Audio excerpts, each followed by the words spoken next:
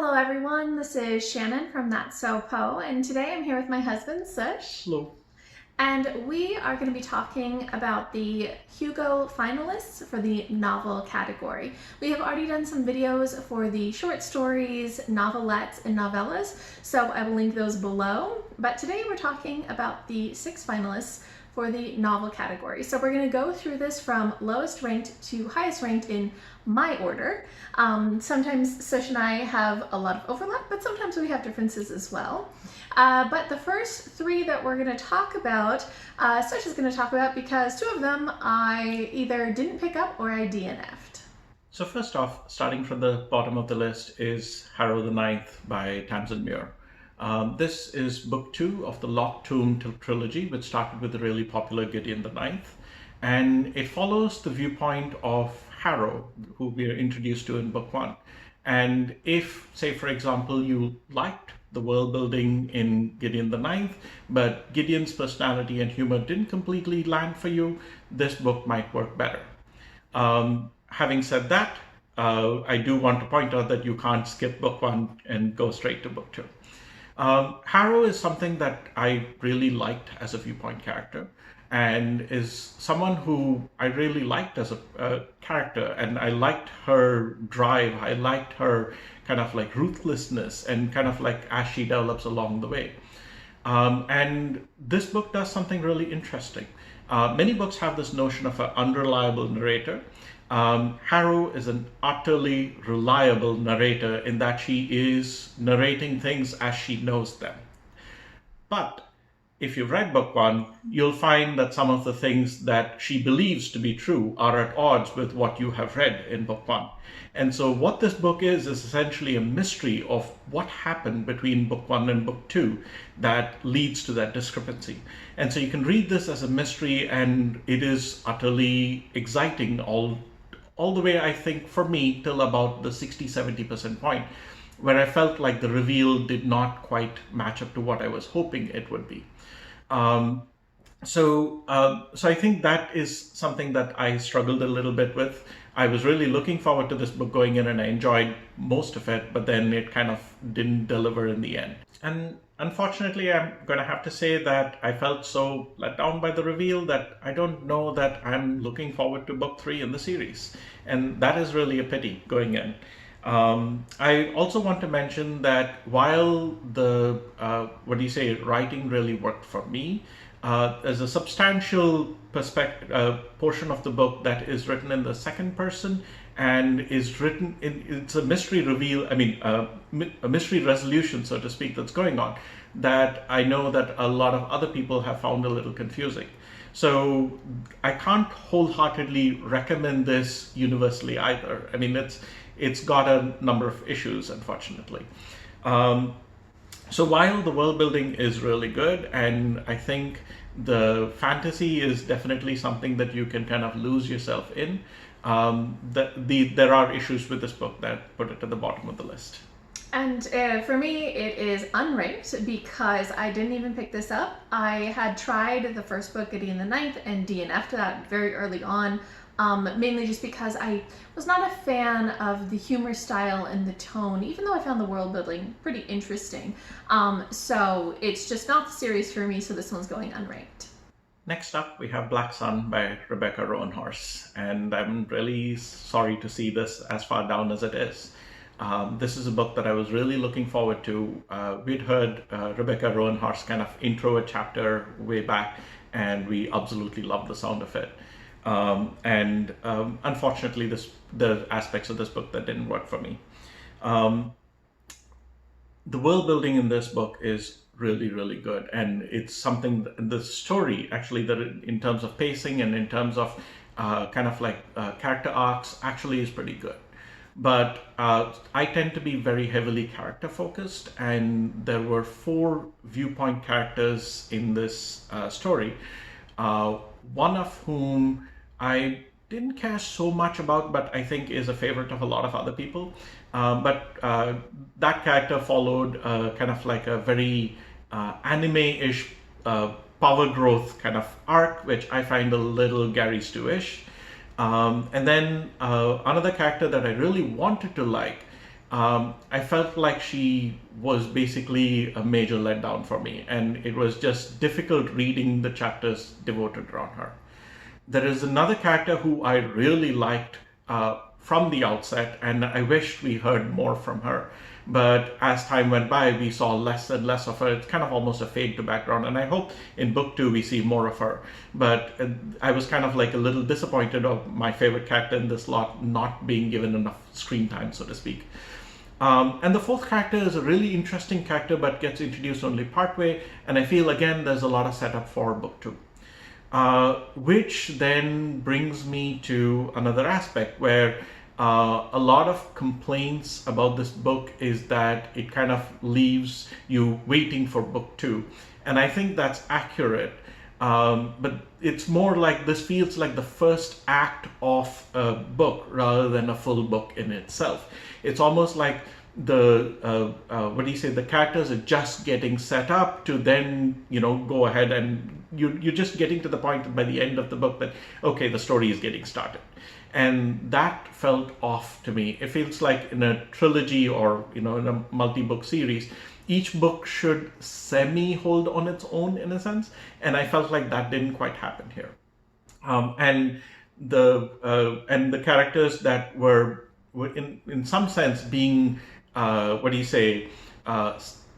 pushed down in order to have some character growth later is kind of the feeling that I got for at least one of the characters. And that was not something that I really enjoyed. So while I went into this with high expectations, the characters didn't land for me, and I was just frustrated sometimes reading it. Yeah, so this was also one that I had been excited about, and then I didn't read it right when it came out, and I started to hear mixed reviews, and I kind of put it off, and I finally just read it recently. And unfortunately, it just ended up not working for me, and I DNF'd it about halfway through. I had basically really similar thoughts to Sush. I thought the world building was so neat. I thought the writing was really engaging. I was very into it as I was reading. I loved some of the characters. The sea captain, who's the one that Sush loved as well, like I couldn't get enough of her perspective. The magic was so cool. So there's so much about this that was really, really neat. But it had a couple of big flaws. So one of the flaws for me, that's a very personal thing, is that it's a little bit more violent than I like. Especially there's quite a few flashbacks to child abuse that I just was not into. It leaned those chapters a lot more towards like a grimdark type of fantasy, which really isn't what I'm looking for.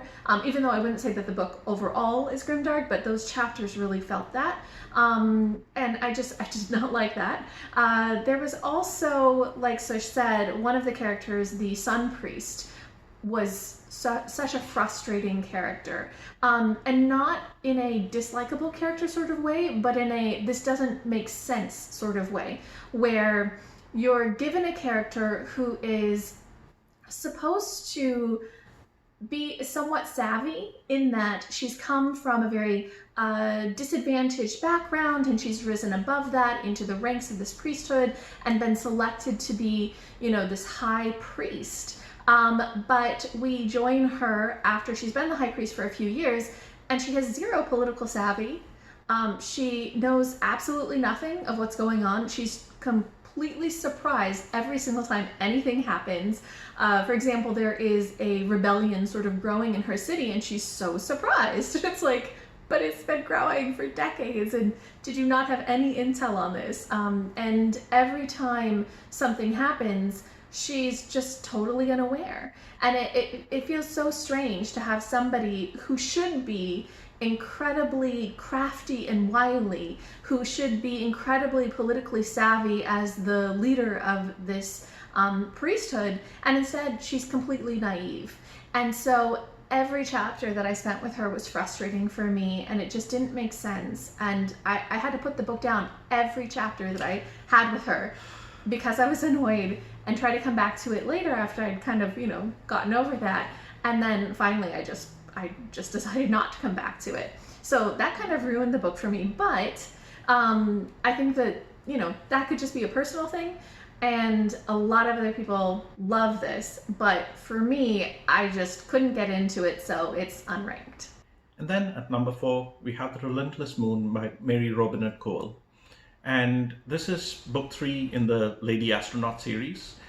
Books 1 and 2 follow a character called Elma York. And in book 3, we follow a different character called Nicole Morgan. And she is also one of the original Lady Astronauts set up in book 1. She has a slightly different background from Elma York and brings in a new personality into the mix. She's a lot more politically savvy than Elma York. Her husband is basically a senator in book 1 and is currently a governor and getting ready for a presidential run. She's a lot more self-assured and generally kind of knows how to kind of weave and balance things in a sense. And that makes her a really interesting character to kind of see from the perspective of. And also I want to mention as another contrast between Elma York and her, if you've read the previous books in the series and got tired of Elma York, using innuendos about rockets and thrusters and things like that, thankfully Nicole does not do that. However, Mary Robinette Kowal still pulls that in by saying, oh, Elma would have said this, and sheesh, and eye rolls and all of that kind of thing. So it was just, it's almost like the author poking fun at previous self and putting in a reference anyway, sort of a thing. So Nicole does a really good, change in kind of where the series is going. And while, and the events of book 3 start somewhere around midway through book 2, but kind of following the events back on Earth and then onto a lunar mission. And it is set in a backdrop of a lot of, protests and unrest that's happening because the idea that the Earth is going to become uninhabitable in a couple of decades meant that the space program has been accelerated to get colonists off Earth. And a lot of resources are being put into that. But it's very clear that not everyone is going to be able to leave Earth. And so the question is, what happens to the people that are left behind? And it's like, the notion that you're prioritizing all the people leaving, what are you doing for the others kind of a thing really comes into question. And this is kind of the backdrop for a lot of things like acts of sabotage and various things that are happening in these missions. So in general, I think the series does a really good job of basically looking from a lens of someone who is relatively privileged, but still disprivileged in a couple of areas and fighting the good fight, so to speak. But then also they are coming from a perspective of relative privilege. And and it brings up notions of allyship and things like that for other groups about how it's common for these people to basically make assumptions of what other people might want and then basically falter, try to correct, and then basically say, okay, what does inclusion actually look like? I do not have their experiences. How can I champion them and take their needs and desires into account and kind of go down that path? So overall, as a series, I think that kind of is one of the lenses that I really like in this book. In the series. And in this book, it continues along those lines. I also want to mention that given that she's potentially a first lady, she's very much in the public eye, and she has to kind of constantly balance that with her need to do what she wants and that sort of a thing. And so there's a lot of these things that are going on that are actually, I think, really interesting and really good. I also want to mention that basically while the people being left behind idea, while it is sympathized with and a conversation with that is had, I don't know that there is a satisfying resolution, and maybe that's the point, in that you don't have resolutions for things like this, So I kind of both like that, and also it feels like slightly unsatisfying, which I think is a good thing. It also kind of tackles this notion of saviorism and basically knocks that down, and how things are a group effort kind of gets, highlighted again and again. And I think that's good as well. So having said that, I also want to mention that this book goes fully into thriller territory and is quite a bit fast-paced. And that's not a bad thing. I think the pacing is actually right for the book that it is trying to be. But as a personal taste, that does mean that it stresses me out quite a bit while reading it. And while I read it really quickly, it definitely did have a little bit of a halo effect for me on that. So I think this is a strong book and is definitely kind of like a good end for the series. And yeah. Yeah. So I had really similar thoughts to Sush. I thought that the book was just really engaging, really intense. Had a lot of interesting things going on. One of the other things that it was doing that I thought was really interesting was the way that it focused on eating disorders. So definitely huge content warning for that. Eating disorders are threaded throughout almost the entire book. But it was just a really interesting discussion of Nicole dealing with being under some really stressful situations where she turns towards problems with eating in order to kind of manage that stress. So that was a really big part of it. I thought that was very interesting. But the stress in this book is off the charts. It was so stressful. I am not a huge fan of thrillers, and this was such a big espionage thriller. You know, you're constantly second guessing all of the other characters because there are people who are sabotaging the lunar colony, and that is very dangerous because when things go bad on the moon, it's super life or death. So there's just constant injuries and all sorts of really awful things happening. It got so stressful for me that around halfway through, I had to put the book down for a couple of weeks because I was just so stressed out by it. So even though I think that the book is doing a lot of really interesting things, I think it's very well written, it was just not my preference in terms of style of book. I'm just not a thriller fan. But I think for a sci-fi thriller, it was really, really good. And I think that Kowal's just very talented as a writer. So this definitely is something that I wouldn't be unhappy if it won the award, but it is 4th ranked for me. Okay, so then at number 3, we have The City We Became by N.K. Jemesin. And this is such a cool book. I read this right when it came out, and I was just in love with the world building. N.K. Jemesin did such an amazing job in setting this book up. So basically, this takes place in the modern day in New York City. And basically, New York City has awoken. And in this fantasy version of the modern day, the big old cities gain almost like a sentience. And they end up having an avatar that represents them. But something happens to the avatar for New York City. And instead, it ends up creating new avatars for each of the 5 boroughs of New York. And so we follow each of these characters as these normal people suddenly wake up into avatarship, and they have these powers, and each of them has magical abilities that are based on who they are and the essence of their borough. And so each of them has something different. So for example, Manhattan has like a lot of power through money and things like that. And it's just so cool. So there's just such fascinating magic in there. The characters are so interesting. I loved all of the different aspects. Sort of a love letter to New York City. And you've got this kind of cosmic horror as these boroughs, these avatars of the boroughs are fighting against this cosmic horror. And the cosmic horror is very much also representing racism. And so there's a ton of political commentary in here. And it's just so fascinating and so epic. So I just loved so much about this book. And like the first half of this book, 5+ stars, one of the best things that I read all year. And then it got into the second half of the book. And unfortunately, we spent about 30% of the book info dumping.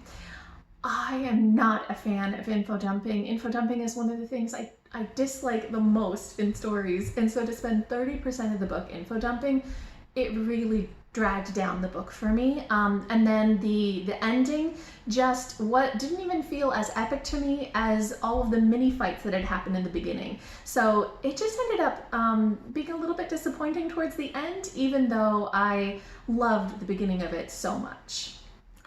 I think the info dumping I don't have as much of a problem with, but the notion about the ending not being as significant, I definitely did feel that as well. As with Black Sun, for me, this didn't feel like a full book in and of itself. I am raring to go for the book two and things like that, but it was a phenomenal read. But I don't think I got a sense of ending of book one and then we'll start on book two kind of a feeling with this. So narrative arc, I guess. It was really fascinating to see if this burrow were a person, what would the characteristics of that person be? I thought that was done so well. It's like, who would Brooklyn be? And it's beautifully done. And it's actually a little funny. For me, I so strongly disliked Manhattan. And it makes sense to me that I dislike him. And it was really funny. In terms of evoking emotions in you, this book is stellar. Really, really solid book, and I'm looking forward to the next. Then at number 2 is Piranesi by Susanna Clarke. So this is a really short novel that is just so atmospheric. We follow Piranesi, who lives in this house, and this house is some sort of enormous labyrinth with many, many different rooms and lots of statues and waves that come in and seabirds, all sorts of things. Very curious. And we follow Piranesi, who is cataloging a lot of these rooms. And as we follow him, he's sort of trying to understand the world around him, and we're trying to understand who he is and who this world is. There's basically no other people. There's only one other person, the other. And we're trying to understand what's going on. So this book is this very slowly unfolding mystery of us as well as Piranesi trying to understand what's happening, of trying to understand this very fascinating world. And it has a lot of deeper themes about isolation and about mental health and about connection and about so many different things that are just very emotional. I thought that the writing style itself was amazing. It was so gorgeous.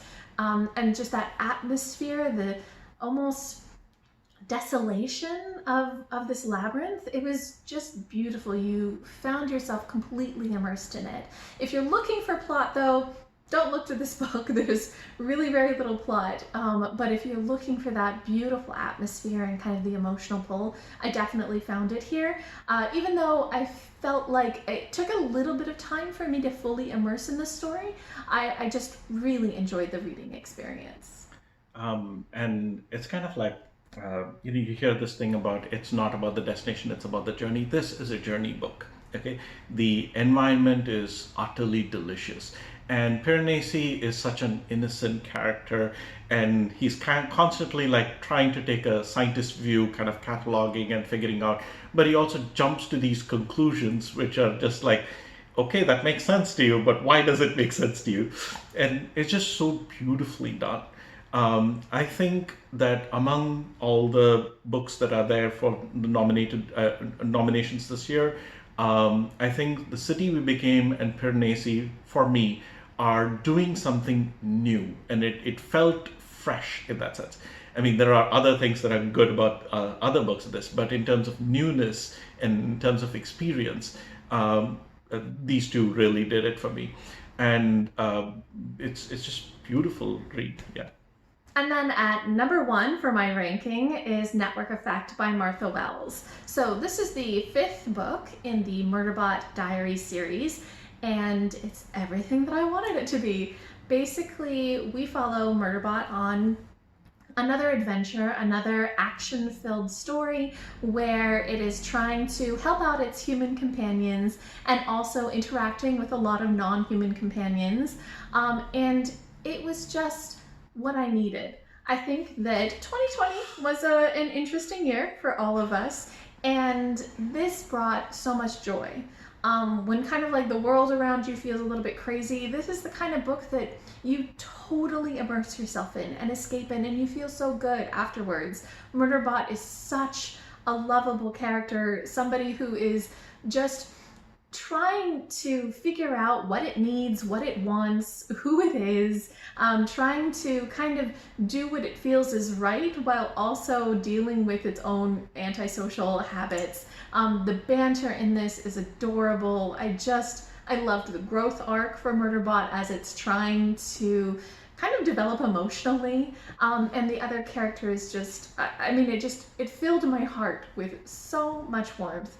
And I feel like there is some aspect where people hesitate to nominate something that is super feel good as like best in class. But for me, especially in 2020, that's what I think is best in class. That is what I want. That's what I want to award, because it's doing what I think is just an awesome job in the genre. And to kind of add to that, just because it's feel good doesn't mean it's not tackling a bunch of themes. It's actually doing it really well. This is well deserved. I think if it wins, we'll see. Yeah. Okay, so those are our thoughts and rankings on the novels for the Hugos this year. If you guys have read any of these, if you have any thoughts, if you ranked yours differently, go ahead and leave us a comment down below.